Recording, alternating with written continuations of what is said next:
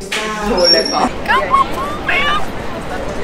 Guten Morgen aus dem wunderschönen Madrid. Ich bin für 2 Tage in der spanischen Hauptstadt und ich habe so Lust auf Sonne, auf Churros essen und auf einfach rumlaufen und die Stadt erkunden. Ich bin gerade auf dem Paseo del Prado, der am Sonntag von 9 Uhr morgens bis 4 Uhr nachmittags für den Verkehr geschlossen wird. Deswegen kann man hier wunderbar rumlaufen, man kann Fahrrad fahren, man kann spazieren gehen, man kann Inliner fahren, man kann einfach sich wunderbar die Zeit vertreiben hier. Das ist so der perfekte Ausgangspunkt für meine 2 Tage in Madrid. Und welche anderen Attraktionen ihr hier sehen könnt, verrate ich euch in diesem Video. Auf geht's!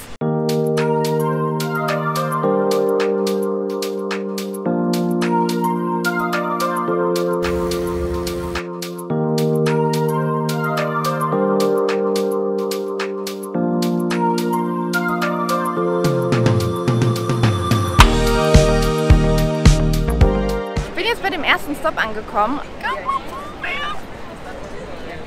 Geil ist der denn? Eine der Sehenswürdigkeiten hier ist die Statue von einem Bären, der gegen einen Erdbeerbaum gelehnt ist. Das soll den Klerus und den Adel symbolisieren, die im Mittelalter noch in Einigkeit hier regiert haben. Das ist eine süße Sehenswürdigkeit, jetzt nicht ein absolutes Must-See, aber auf jeden Fall, wenn ihr hier seid, warum nicht?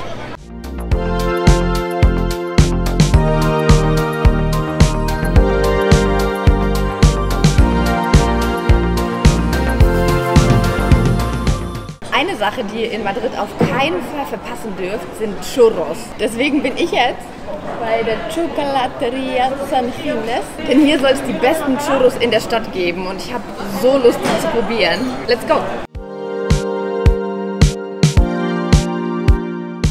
So, wir haben jetzt schon mal die Schokolade bekommen. Extrem dickflüssige Schokolade. Siehst du es? Like really chocolate. I think like a toffee. Here it is. Thank you. Ihr nehmt euch ein Stück Churros und dann dippt ihr das in die Schokolade. Und dann? So lecker. Pur Schokolade und ich bin im Himmel gerade. So lecker. Und wenn ihr nicht viel Zeit haben solltet, gibt es auch einen Takeaway-Shop, wo ihr die Churros auf die Hand nehmen könnt. Ich bin jetzt auf dem Plaza Mayor angekommen, einem Platz, das umgeben ist von Wohnhäusern. Der Platz wurde früher genutzt für so Stierkämpfe, für Theateraufführungen und heutzutage gibt es hier Cafés und Restaurants und so Straßenverkäufer und Straßenkünstler, sodass ihr hier locker ein paar Minuten, aber auch locker eine Stunde verbringen könnt. Ihr könnt Kaffee trinken, euch hinsetzen, die Zeit genießen und ja, ansonsten einfach ein bisschen shoppen gehen. Das geht natürlich auch immer.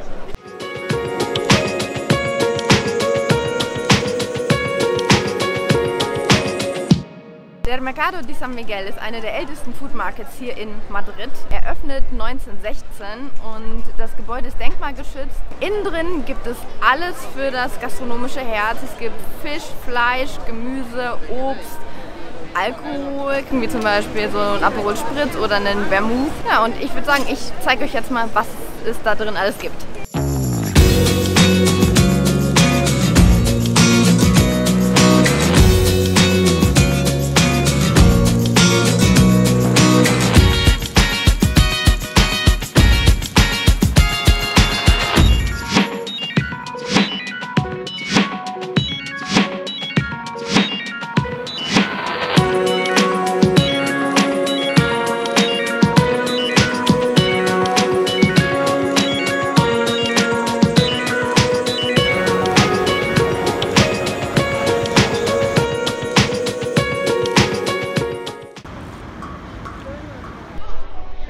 Königlichen Palast angekommen, den ihr hinter mir sehen könnt. Das ist der größte in ganz Europa, sogar größer als der Buckingham Palace, denn der hat ungefähr 700 Räume. Dieser hier hat über 3000 Räume. Tipp, kommt am besten nachmittags oder am frühen Abend hier hin, dann ist nicht ganz so voll. Kauft euch ein Eis, setzt euch auf die Treppen der gegenüberliegenden Kathedrale und genießt einfach das Treiben.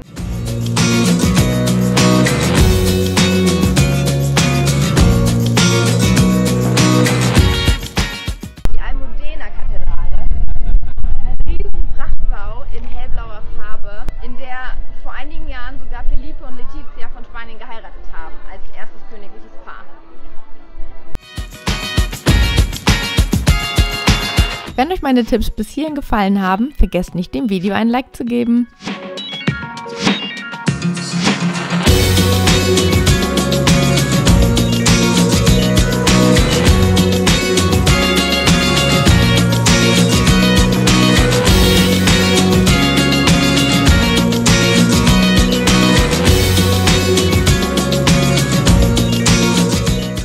Das Bernabéu-Stadion ist das Zuhause vom Fußballclub Real Madrid. Es fasst mehr als 80.000 Zuschauer und ihr könnt es sowohl in einer geführten Tour als auch auf eigene Faust erkunden. Dabei seht ihr neben dem Spielfeld auch eine animierte Ausstellung mit vielen Erinnerungen und Pokalen, die Umkleidekabine der Mannschaft und vieles mehr. Am Abend geht's denn hier soll es einen der schönsten Sonnenuntergänge der Stadt zu sehen geben.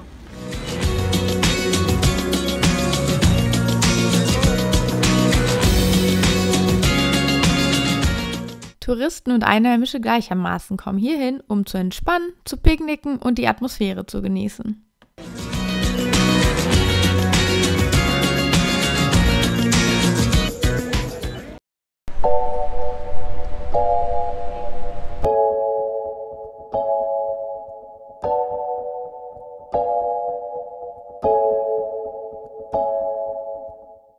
Tag 2 in Madrid. Wir haben gerade schon super lecker gefrühstückt in einem kleinen Café in Nähe des Mercado de San Miguel. Absoluter Geheimtipp, wenn ihr mich fragt. Und jetzt geht es auch zur Gran Via, einer der Hauptsehenswürdigkeiten in der Stadt, eine der Shoppingstraßen überhaupt.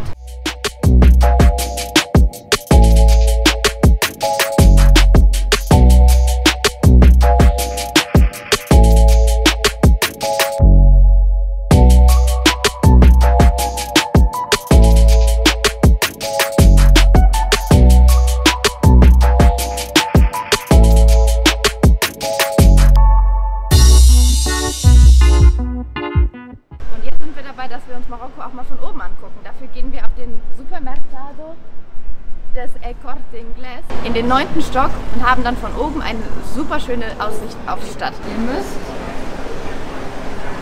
dahin.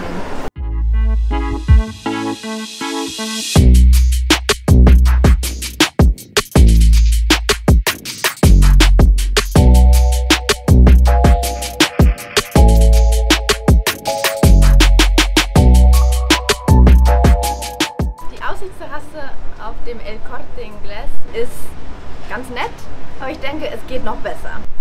Und jetzt, meine lieben Freunde, ist es Zeit für einen Iced Coffee. Da warte ich schon seit 2 Tagen drauf.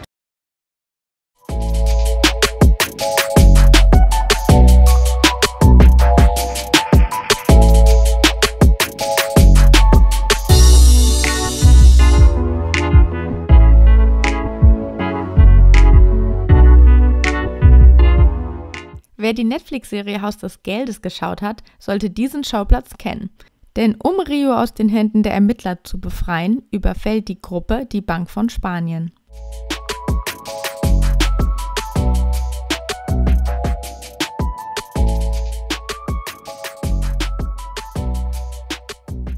Eine wohlverdiente Pause genehmigen wir uns jetzt im Parco de Retiro, was quasi was bedeutet wie Park der Auszeit. Der Park ist wirklich riesig, deswegen überlegt euch vorher, wo ihr hin wollt. Es gibt einen kleinen See, auf dem man auch Boote mieten kann. Und es gibt eine Sache, die ich unbedingt sehen will, das ist der Kristallpalast. Je nach Tageszeit kann man dort wunderschöne Lichter sehen.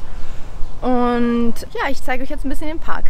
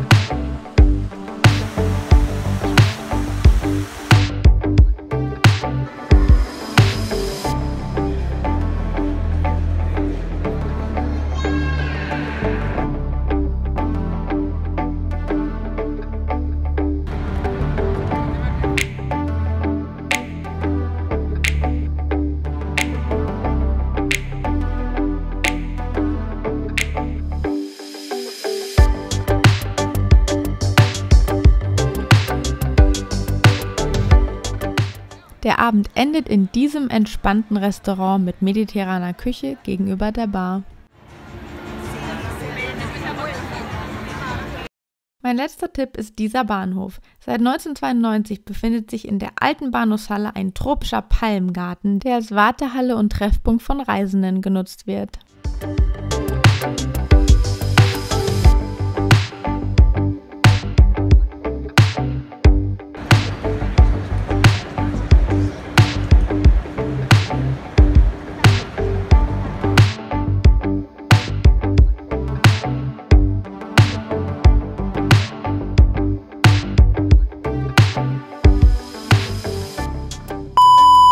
Auf geht's, auf geht's, auf geht's, auf geht's. Der Mercado de San Miguel ist eine der ältesten Essenshallen. Das ist eine der ältesten Food Markets hier in... Wo sind wir? Madrid. Oh. Ich krieg das nicht hin. Okay, again. Nein! Genießt das Treiben und entspannt euch. Und jetzt gibt's Eiscreme! Tag 2 in Marokko. Wir haben gerade schon mega lecker gefrühstückt. Tag 2 in Marokko. Wir haben gerade schon mega lecker gefrühstückt. Und jetzt sind wir dabei, dass wir uns Marokko auch mal von oben angucken. Eine wohlverdiente Pause im Parco del Respiro. Nee, that's Italian. Genau, so lachen. Das gibt's nicht. Nicht wackeln. Bis dann.